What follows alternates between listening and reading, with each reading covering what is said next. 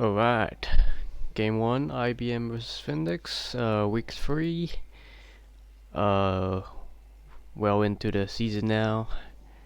uh, I don't know how good IBM is doing, but I assume they're doing pretty decent, considering they're facing us, so, we'll see.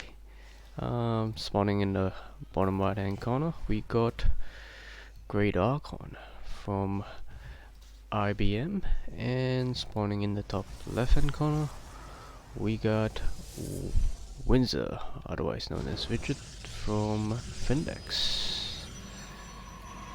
So, I'm not sure of this guy's skill level, but he seems to be around Diamond High Master, so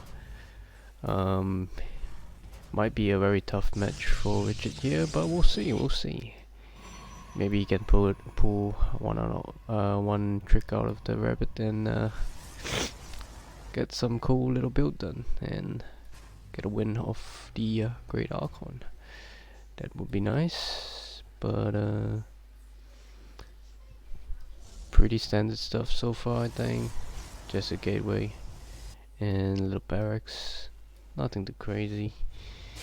I think recently it's still in the gas. Okay, that's interesting. That means the Terran will be most likely forced to expand. No sort of shenanigans with the second gas, can't really do much, so probably expansion from the Terran. Yeah, the CA competition recently changed to a different format. Some Swiss thing, not sure of the exact details, but I think it doesn't seem like group stages anymore, so getting into this weird Swiss format, so wins might be important now and might be crucial to stay alive in this tournament, but we'll see. So factory and expansion for the Terran. As expected, he got his second gas stolen, which sucks for him because he wouldn't be able to get that second gas income anytime soon. But so far so good. Probes chasing the Reaper.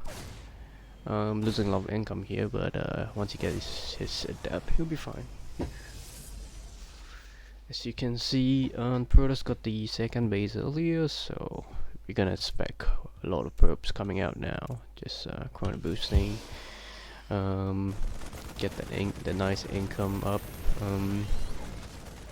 We want to see what his tech choice is here, and looks like he's going for the Robo Bay and a couple more gateways. So he probably wants to get that early observer out to do a bit of scouting, or maybe get some early splash damage units such as the Colossus or the Disruptor. But you're relatively safe in the early game unless the Terran has some sort of build.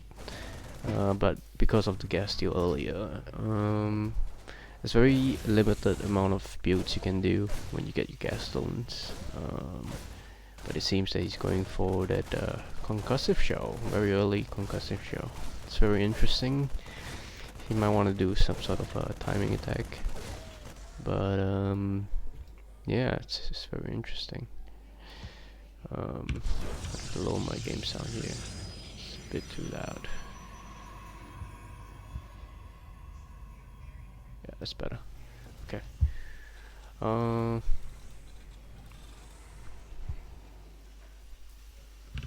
Let's bring up 10.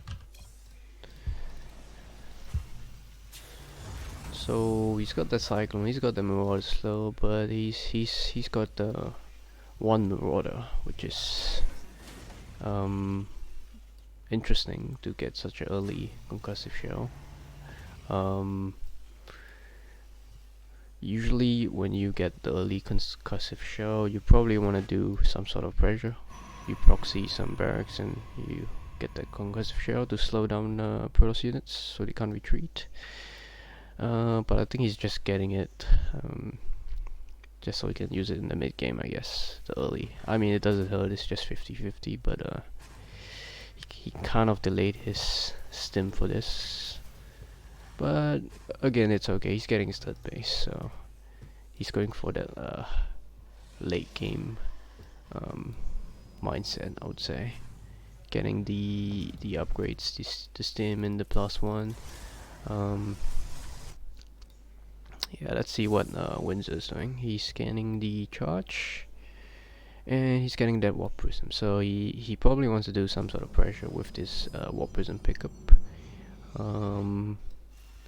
It's a nice choice, but the Terran already has 3 bases, so he's behind on 1 base, so he needs to watch out for that. He needs to either do some damage or get his third as soon as possible, because the Terran already has a third. You can see the observer is scouting. He sees no army actually, so he doesn't actually know where the army is. So the question is, will he wait for a charge to do some pressure here? A bit surprised that he got the charge, but he has no zealots yet. Okay, he sees the tank. He knows Terran's outside the base, which means he can probably infer there's a third base, because it's quite early. It's quite early to be just staying outside your base, unless you're trying to defend 2 bases at once. Yeah. Surprising upgrade that Terran's getting. He's getting the Infernal Prey Igniter. That's a upgrade usually for Hellions, but is he trying to transition into some sort of mech build here? He's got 2 barracks and 1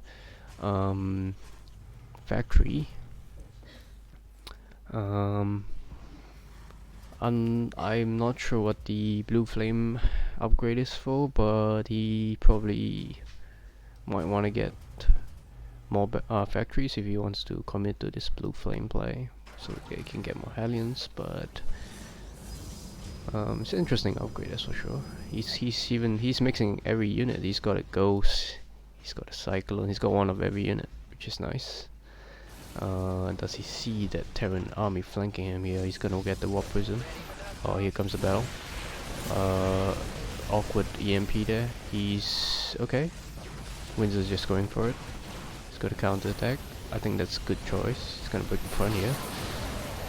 Oh, he might be able to separate the army. That's a lot of Terran there. That's yeah, that's too much Marines here. It's gonna massacre everything, unfortunately.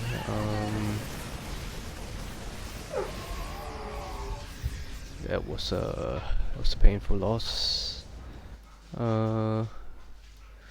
What are his options now? Double expand would be my way to recover from this game if I was playing.